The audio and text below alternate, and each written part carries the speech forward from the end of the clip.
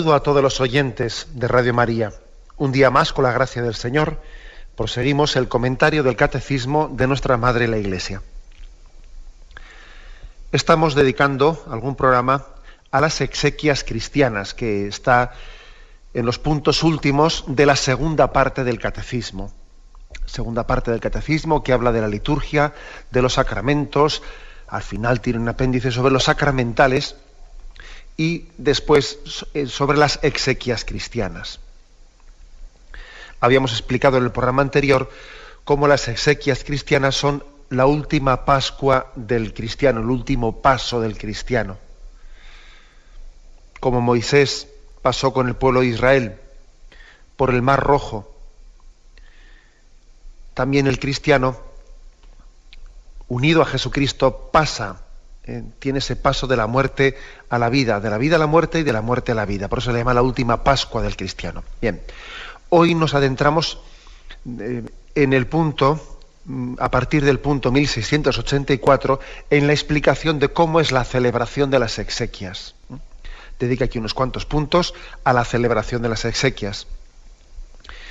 Y nos serviremos, pues lógicamente, de estos mismos puntos el catecismo, y también nos ayudaremos de las orientaciones de la Conferencia Episcopal Española sobre las exequias cristianas, que están publicadas y están en el apéndice del ritual de exequias.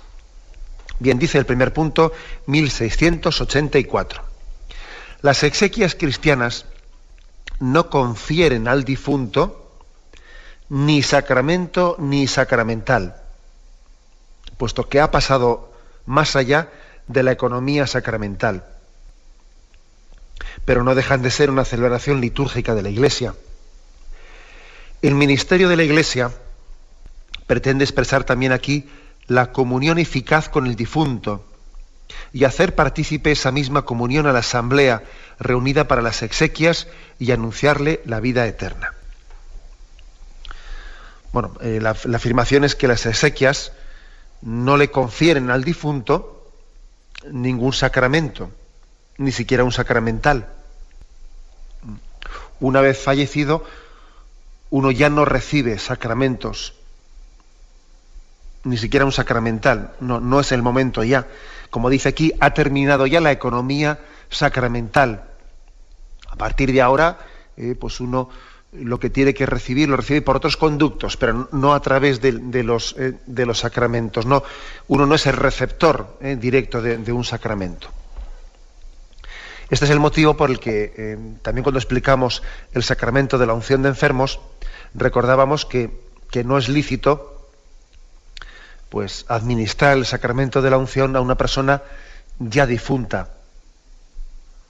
Es verdad que cuando existe una duda de si alguien ha fallecido, pues el mismo ritual permite celebrar el sacramento sub conditione, que se dice, es decir, en la condición de que en caso de que esté vivo, en caso de que todavía el alma no se haya separado del cuerpo, tenga efectividad. Entonces un sacramento puede ser administrado sub conditione, pues bajo la condición de que esté vivo se administra. Lógicamente, si ya está difunto, el sacramento en sí mismo no puede tener esa efectividad. ¿Por qué no? Bueno, pues por la sencilla razón de que los sacramentos forman parte de esa forma que tenemos de relación con Dios mientras que estamos en el tránsito de esta vida. Los sacramentos se interrumpen después de esta vida, como decíamos ayer, pues de una forma similar a como en el momento del parto se corta el cordón umbilical. Se corta el cordón umbilical y uno comienza a recibir pues el alimento y el aire, etcétera, no a través del cordón de la madre, sino directamente de otra forma. Bueno, por eso las exequias no son un sacramento más, por supuesto, no son un sacramento más, es otra cosa distinta, entra en otro concepto distinto. El difunto, él no recibe ese sacramento. Pero sí es cierto, sin embargo, que aquí se está manifestando la comunión que tenemos todos, también vivos con difuntos y difuntos con vivos también. Existe una comunión entre nosotros. La Iglesia peregrina, la Iglesia de la tierra y la Iglesia del cielo y la Iglesia del purgatorio, que también los que están en el purgatorio forman parte de la Iglesia, es la Iglesia purgante, la Iglesia triunfante, la del cielo, y la Iglesia militante, la nuestra.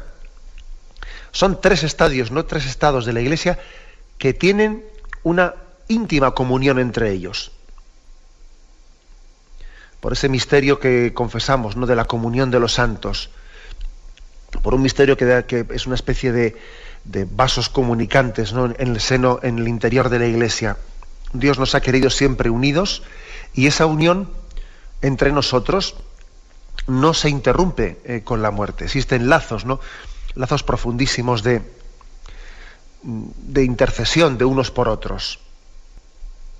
Entonces, aunque el difunto no reciba él un sacramento, por otro conducto distinto, por el conducto de la comunión de los santos, por ese misterio de solidaridad que Dios se nos ha puesto a todos nosotros, ¿no? Somos una familia y Dios también ha querido que nos salvemos con una fuerte dependencia unos de otros. Acordaos aquello que decía Pío XII, ¿no? Qué misterio es, ¿no?, que la salvación de unos dependa también de la oración y del sacrificio de otros. Eso lo decía Pío XII en una frase que se hizo muy célebre, ¿no?, en la Iglesia Católica. Misterio insondable, que la salvación de unos dependa de la oración y el sacrificio de otros. Si uno olvida este concepto, ¿no?, si olvida esto, pues entonces, claro, muchas cosas se entienden, ¿no? Se entiende pues la crisis de las vocaciones contemplativas, que tienen su razón de ser en la oración y el sacrificio por los demás. Porque se ha olvidado ese principio fundamental, ¿no?, que la salvación de unos depende de la oración y el sacrificio de otros.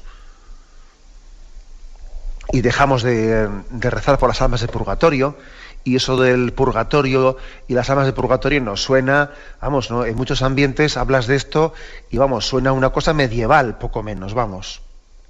Sí, pero cómo va a ser medieval, pero es que acaso las verdades fundamentales de fe pueden estar dependiendo, pueden estar dependiendo del momento cultural que vivimos. Pero es que eso es absurdo, ¿no? Es absurdo pensar que dependiendo del momento cultural o dependiendo del lugar en el que yo estoy hablando, pues el misterio del purgatorio tenga razón de ser o no. ¿Qué pasa? ¿Que se quita o se pone así por conveniencia? ¿O qué es? Es absurdo, ¿eh? Ni podemos sacarnos debajo de la chistera algo por conveniencia, ni hacerlo también esconder cuando nos resulta embarazoso.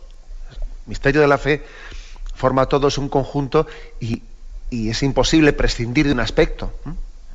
Así, digamos, pues coyunturalmente. No podemos prescindir, ¿no?, de ningún aspecto de la fe que le es esencial, como por ejemplo este punto, ¿no?, que hay un misterio de comunión entre la Iglesia peregrinante, entre la Iglesia purgante y entre la Iglesia triunfante.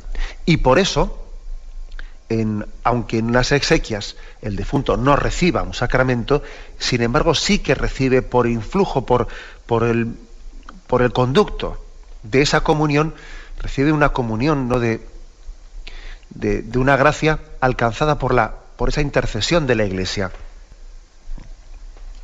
La oración, pues, por los difuntos siempre es eficaz. Siempre es eficaz la oración por los difuntos. No podemos saber en concreto este o el otro qué necesidad puedan tener de purificación, ¿no?, o de oraciones. No lo sabemos.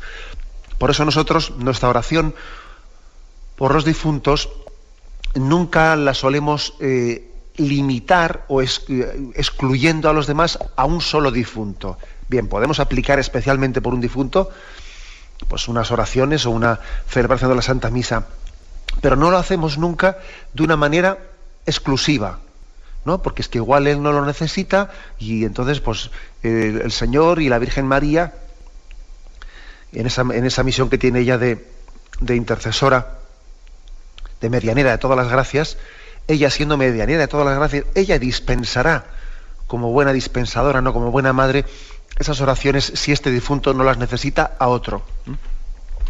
Podemos y debemos rezar por difuntos en concreto, pero claro, no tenemos nosotros la plena conciencia ni seguridad de quién necesita, quién no, quién más que el otro, quién menos que el otro. Eso también lo ponemos en manos de Dios y en manos de la Virgen María, que ella dispensa, y ella sabe más que nosotros, lógicamente, desde ese misterio de Dios, pues cómo administrar las oraciones de la Iglesia. Pero es muy importante, es muy importante la oración por los difuntos y que tengamos clara conciencia de que en ellos se está encerrando un tesoro muy grande. La Iglesia, pues, nos invita a la oración por los difuntos. Otra cosa importante de cara a los funerales. A veces cuando fallece un ser querido nuestro, pues porque ha tenido una vida muy ejemplar, pues podemos tener el riesgo de convertir su funeral en una especie de canonización. En una especie de canonización, pues como casi asegurando, o sin casi, ¿no? Asegurando con plena certeza pues que esa persona está en el cielo, y eso ni podemos ni debemos hacerlo. Nosotros siempre tenemos que, cuando fallece una persona, orar a Dios por ella, en la confianza, en la esperanza de que el Señor le salvará y le llevará al cielo. Pero no podemos afirmar con unas formas de expresión que serían propias de una canonización en la que la Iglesia tiene plena certeza y proclama solemnemente que, San Pío de Pietrelcina está glorificado en el cielo, porque además también bajo su intercesión se han hecho una serie de milagros que para la Iglesia le certifican y le dan certeza de que esa persona está en el cielo y por lo tanto le beatifica o le canoniza. Bueno, eso se hace en una beatificación o una canonización. Pero no es correcto que lo hagamos nosotros en el funeral de nadie.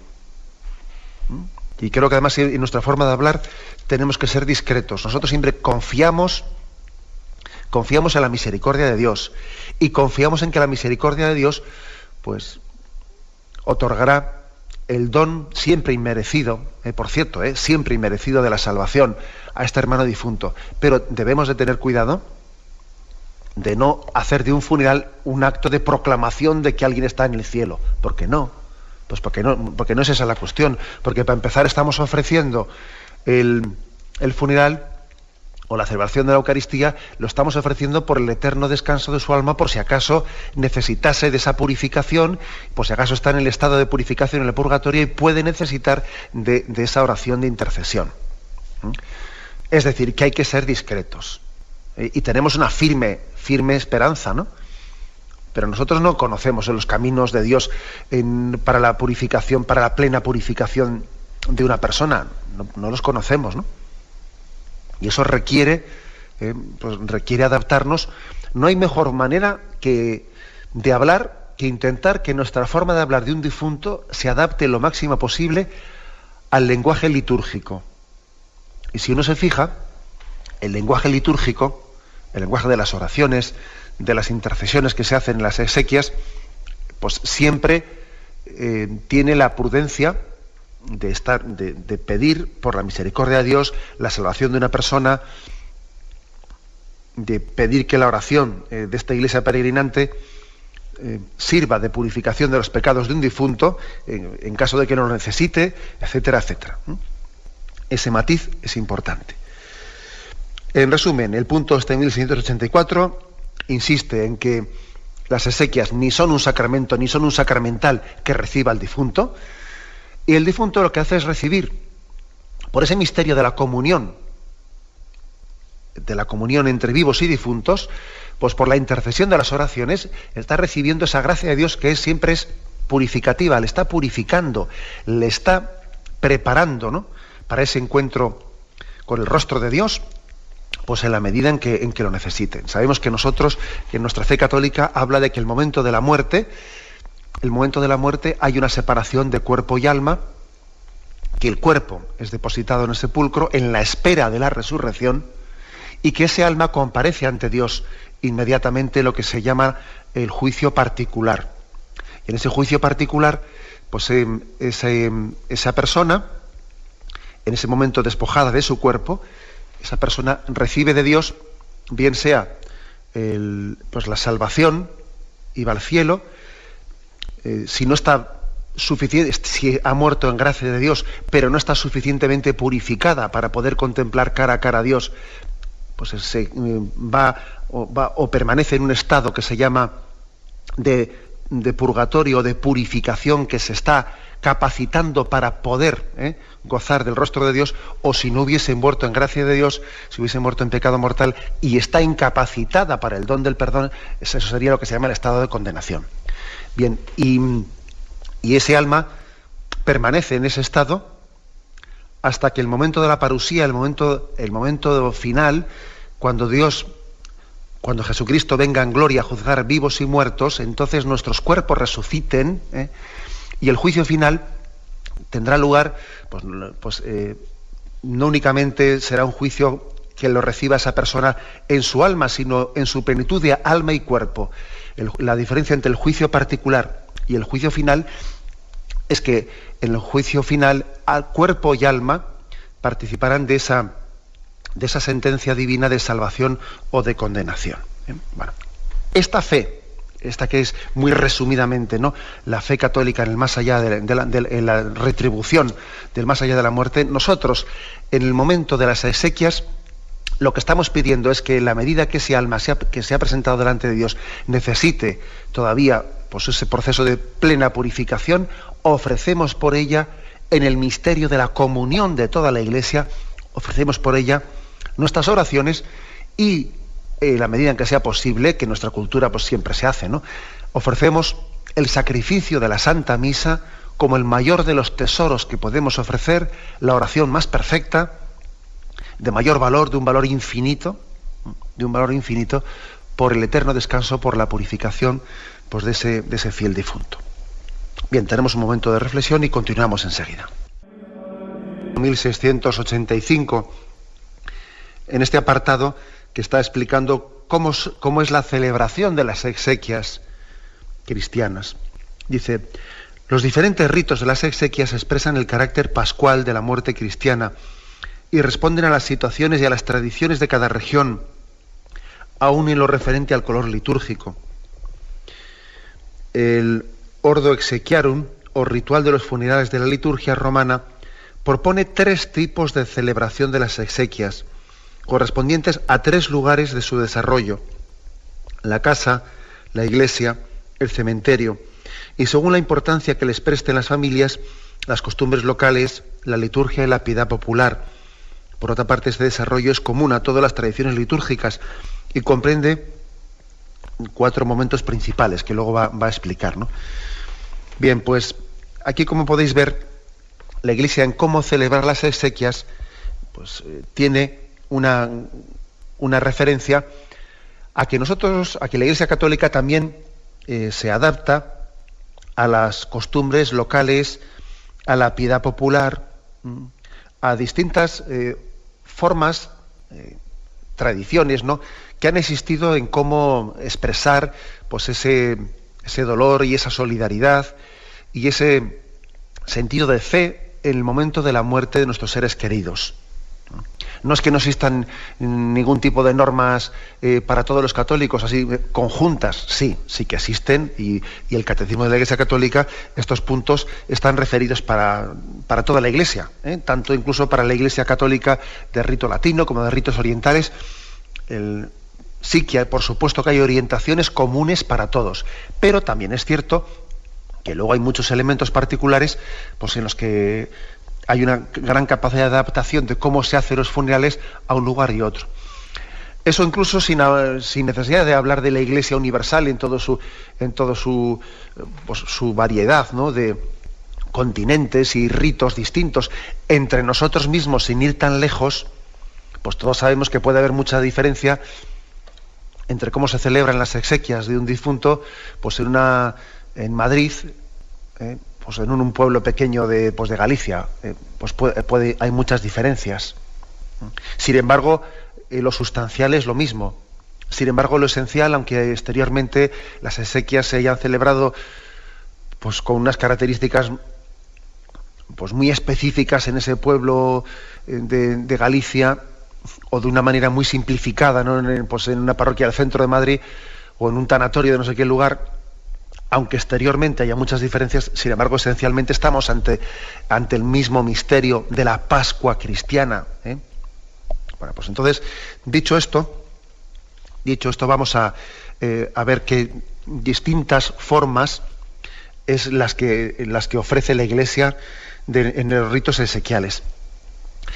La Conferencia Episcopal Española, como todas las conferencias episcopales del mundo, se le pidió que hiciesen como una adaptación para el lugar, ¿no? Unas orientaciones doctrinales y pastorales del episcopado español de cómo celebrar las exequias en nuestro contexto.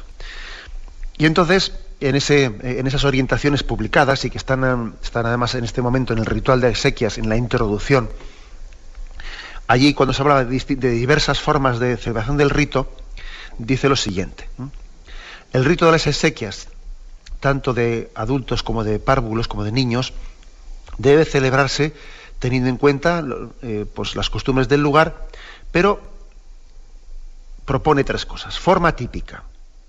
Comprende 3 estaciones. Una en la casa mortuoria. Dice, o en la celda, si se trata del monasterio. La segunda en la iglesia y la tercera en el cementerio. Es decir, la forma típica de celebración de las exequias tiene como 3 sedes, 3 lugares, o 3 estaciones, como queráis llamarlo. 3 momentos principales. Uno, en la casa del difunto. La casa del difunto, que puede ser, pues quizás, igual no ha fallecido en la casa, pues igual puede ser en el hospital.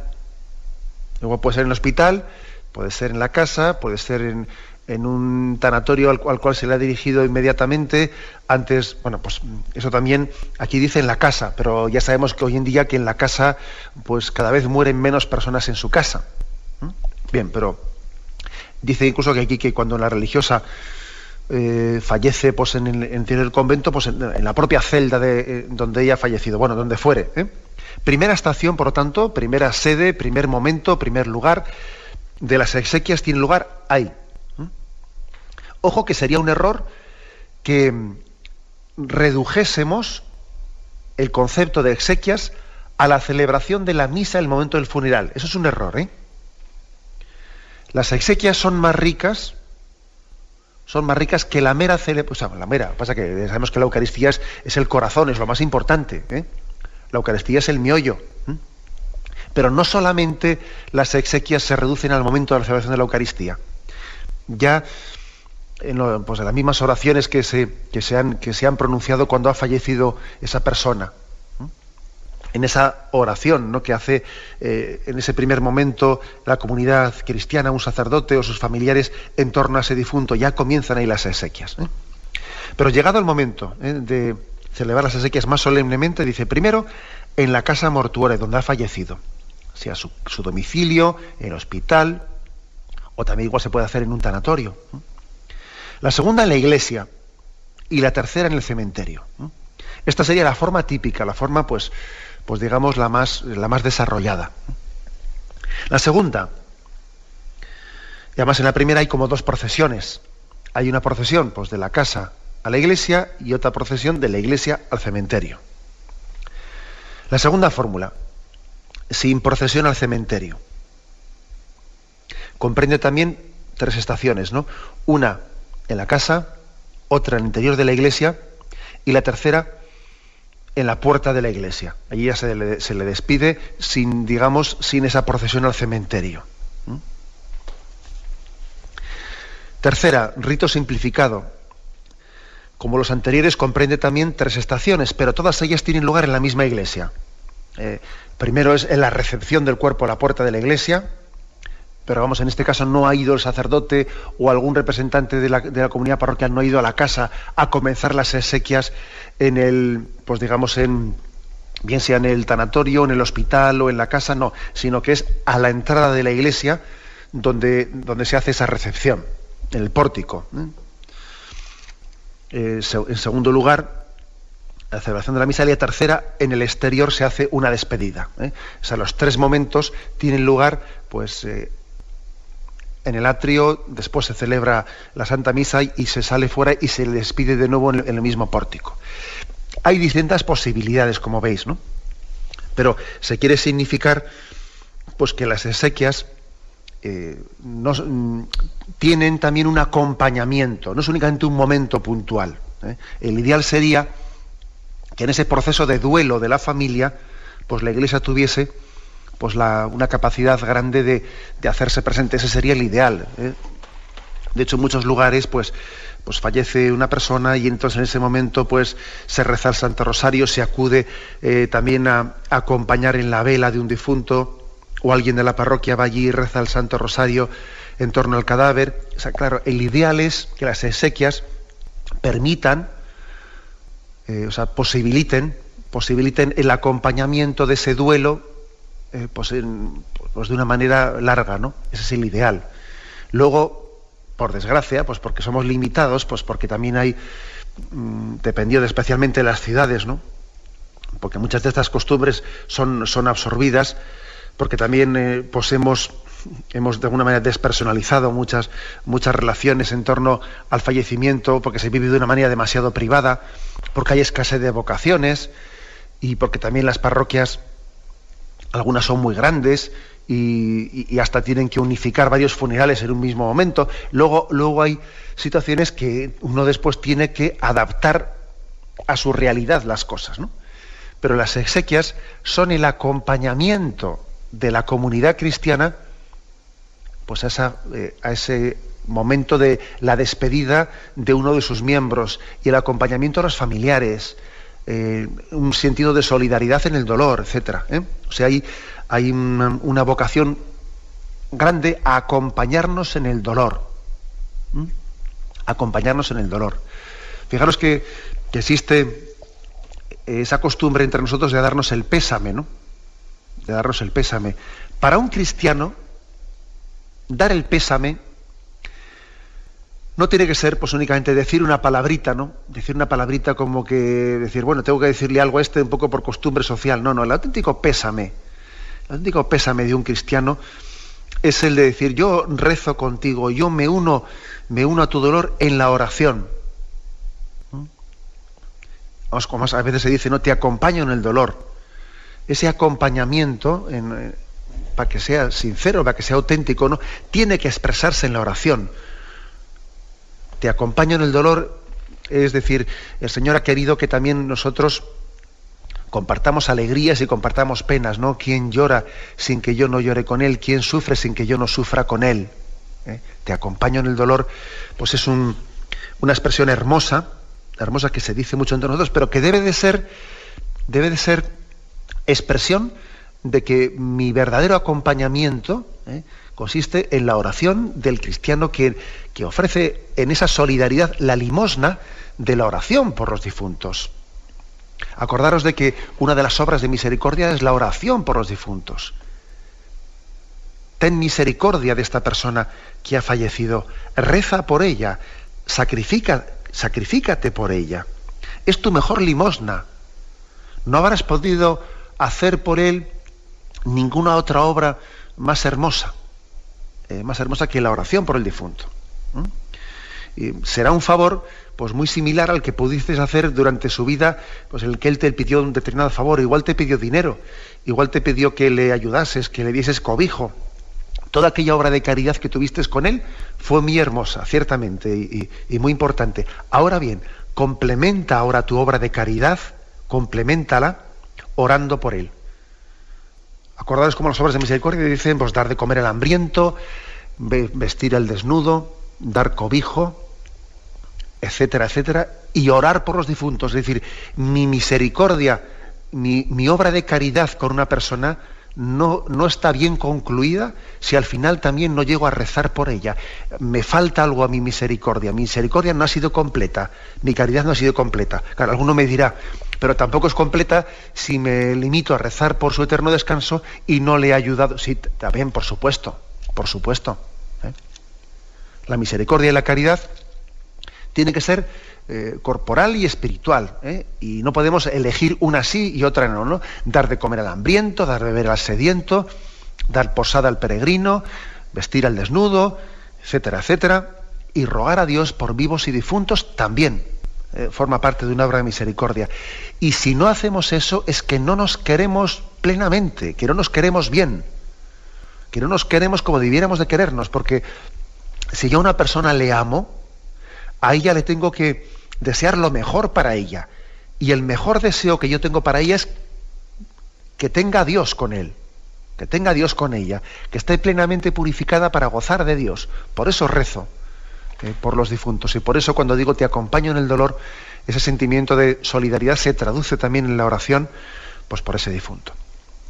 Bien, tenemos un momento de reflexión y continuamos enseguida. Continuamos con este programa del Catecismo de la Iglesia Católica, explicando la celebración de las exequias. Se trata de un apartado que es un apéndice final de la segunda parte del Catecismo sobre la celebración del misterio cristiano. Un apartado final destinado a las exequias cristianas. Habíamos dicho en la intervención anterior cómo hay hay 3 celebraciones, según la Conferencia Episcopal Española, tres fórmulas, 3 tipos de celebración de las exequias, ¿no? Pues, en una forma más ampliada o más simplificada. Bien, pero sin embargo, dejado ese aspecto que es más propio y más referido a la situación concreta, pues que la Conferencia Episcopal Española ha entendido que hay en nuestra nación, en otros lugares habrá otras formas distintas, vamos a hablar ahora, en el punto 1687, comienza un poco a hablar de qué es común a todas las celebraciones de las exequias. Dice, independientemente de las tradiciones litúrgicas, de los lugares, de las costumbres, se habla de 4 momentos principales en estas exequias. Y dice el punto 1687. Primero, la acogida de la comunidad. El saludo de fe ante la celebración. Los familiares del difunto son acogidos con una palabra de consolación. En el sentido del Nuevo Testamento, la fuerza del Espíritu Santo en la esperanza. La comunidad orante espera también las palabras de vida eterna. La muerte de un miembro de la comunidad o el aniversario, el 7º o el 40º día, es un acontecimiento que debe hacer superar las perspectivas de este mundo y atraer a los fieles a las verdaderas perspectivas de la fe en Cristo resucitado. Es decir, independientemente de formas distintas, ¿no?, de la celebración de estas exequias y de esta forma de acompañamiento de la comunidad parroquial a la familia del difunto, tiene que haber una acogida de la comunidad, una acogida a esa familia del difunto en la que le dé una palabra dice aquí, de consolación. La fe cristiana nos da una luz que es una luz de esperanza. Hay todavía algo peor que el sufrimiento, que es el sufrimiento sin sentido, la falta de sentido para poder abordar el sufrimiento por la pérdida de un ser querido. Uno dice, sí, pues de acuerdo, pero a mí nadie me va en este momento ya a quitar o a devolverme pues a mi ser querido que he perdido. Bueno, pues cierto, tú estás llamado a tener que aceptar ese hecho, ¿no?, de que la muerte es una separación que en cierto sentido pues no tiene vuelta de hoja, que únicamente podrás recuperar a ese ser querido en la vida eterna. Pero es verdad que ese dolor que tú tienes que asumirlo y tienes que aceptarlo, y nadie puede pues reemplazártelo, ¿no? Nadie puede reemplazarte a ti en ese sufrimiento, es decir, necesariamente tienes que pasarlo tú. Pero sin embargo es básico esa palabra de consolación que la fe cristiana te transmite. Porque no es lo mismo, en absoluto es lo mismo, ¿no?, sufrir con sentido que sin sentido.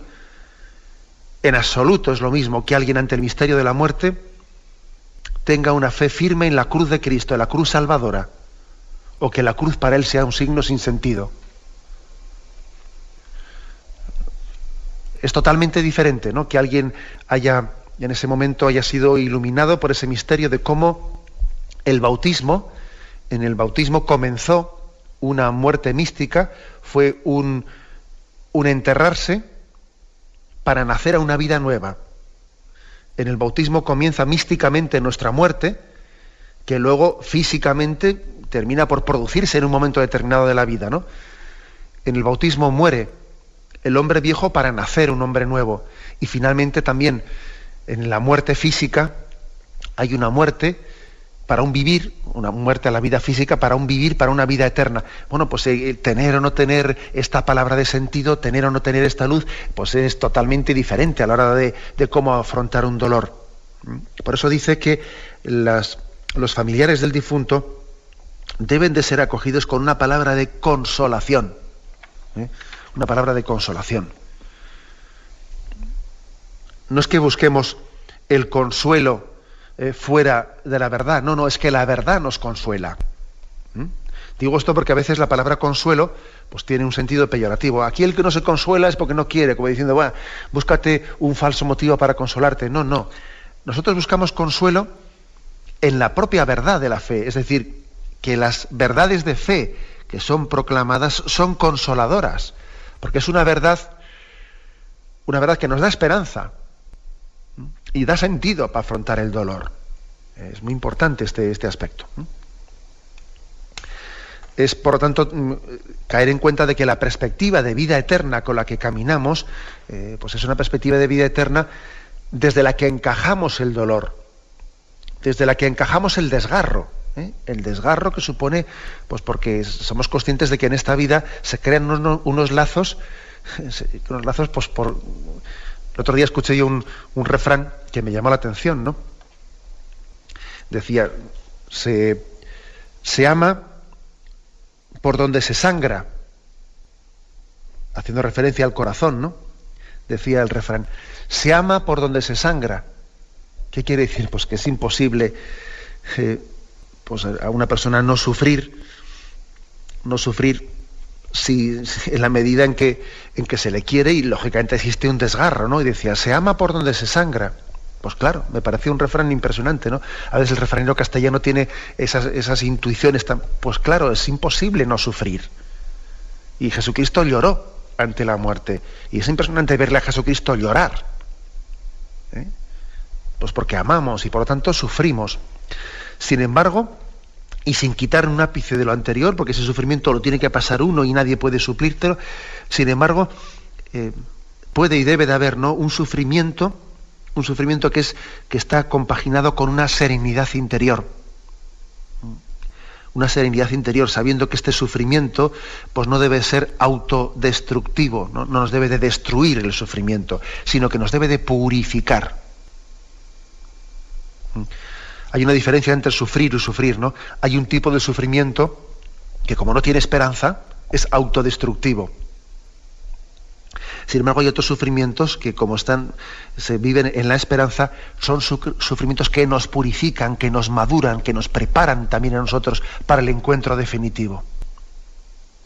¿Cómo distinguir, no?, cuando un sufrimiento es autodestructivo o cuando ese sufrimiento es un sufrimiento que está madurando, que está purificando?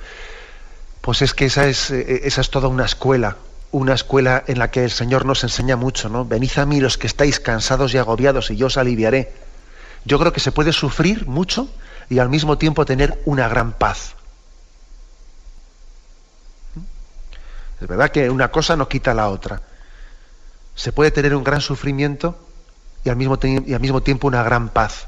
Y yo creo que este debe de ser, ¿no?, nuestro objetivo, que la fe, la luz de la fe, la fuerza de la caridad nos conduzcan a sufrir en paz. Venid a mí los que estáis cansados, agobiados, los que sufrís, ¿no?, los que lloráis, ¿no?, y tener paz porque yo he vencido a la muerte. Es ese gran mensaje de plenitud de sentido, ¿no?, que no te quita nada de sufrimiento, porque no es una especie de varita mágica que venga a quitarte el sufrimiento. No, pero sí viene a darte un sentido. El Señor no ha venido con una varita mágica como una hada madrina a suprimir el sufrimiento del mundo. Ha venido a darle sentido, ¿no?, a que clavándose en la cruz haga que todo nuestro sufrimiento, toda cruz en nuestra vida esté plena de sentido, ¿no?, del sentido pascual. Bien, lo vamos a dejar aquí. Me despido con la bendición de Dios Todopoderoso. Padre, Hijo y Espíritu Santo, descienda sobre vosotros. Alabado sea Jesucristo.